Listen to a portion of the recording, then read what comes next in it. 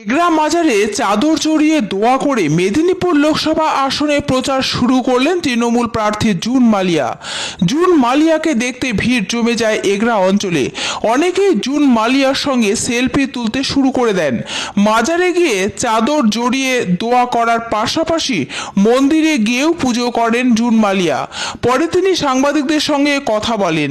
সাংবাদিকদের বলেন, মানুষ যেভাবে স্বতঃস্ফূর্তভাবে এখানে ছুটে এসেছেন তা থেকে বোঝা যাচ্ছে ভোটের ফলাফল কার দিকে যাবে। তিনি প্রচারের প্রথম দিনেই ঝড় তোলেন।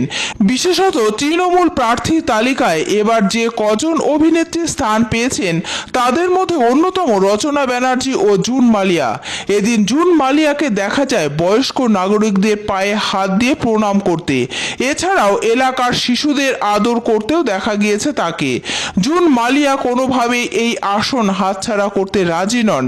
তিনি মাটি কামড়ে থেকে জয় ছিনিয়ে আনতে মরিয়া প্রচেষ্টা চালাচ্ছেন।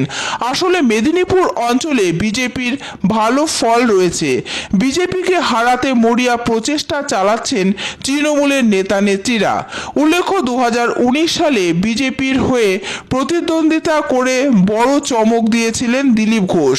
কারণ তিনি খড়গপুরের বিধায়ক পদ থেকে ইস্তফা দিয়ে মেদিনীপুর লোকসভা কেন্দ্র থেকে প্রতিদ্বন্দ্বিতা করেন। তারপর তিনি ওই কেন্দ্রে জয়লাভ করে সবাইকে চমকে দেয়। এবার অবশ্য মেদিনীপুর আসনে এখনও বিজেপি প্রার্থীর নাম ঘোষণা করেনি, কিন্তু তৃণমূল প্রতিপক্ষের জন্য সময় নষ্ট না করেই নেমে পড়ল প্রচারে। প্রথম দিনেই প্রচারে ঝড় তুললেন জুন মালিয়া। মাজারে চাদর চাপিয়ে আল্লাহর কাছে দোয়া করে এবং মন্দিরে গিয়ে বাবার আশীর্বাদ নিয়ে শুরু করলেন জোর প্রচার। পূর্ব মেদিনীপুর মানেই অধিকারী পরিবারের গড়, আর সেই পূর্ব মেদিনীপুর জেলার এগরাতে অবস্থিত মাজারে চলে আসেন জুন মালিয়া।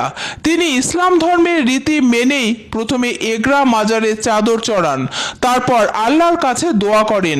মাজার থেকে কর্মী সমর্থকদের সঙ্গে নিয়ে পায়ে হেঁটে চলে আসেন এগরা অট্টনাগর মন্দিরে। সেখানে বাবার আশীর্বাদ নেন তৃণমূল প্রার্থী জুন মালিয়া।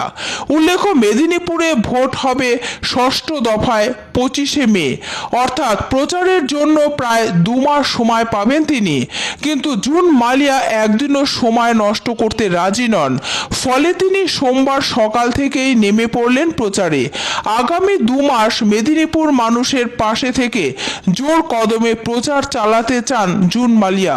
তৃণমূল দল অভিনেত্রী জুন মালিয়ার ওপর যে আস্থা রেখেছে তাতে অভিভূত জুন মালিয়া চাইছেন মেদিনীপুর আসন পুনরুদ্ধার করতে।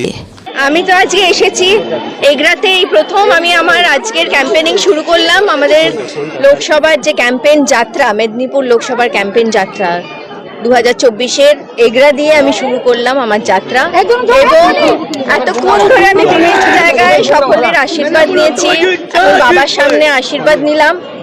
আপনারা যে প্রশ্নটি করলেন তার উত্তর তো চারিদিকে দেখছেন। এত ভালোবাসা যখন পাচ্ছি, এত আন্তরিকতা যখন পাচ্ছি স্বতঃস্ফূর্তভাবে, তখন বাবার কাছে এই প্রার্থনা করে গেলাম যে বাংলার মানুষ যেন তাদের অধিকার অর্জন করে নিতে পারে।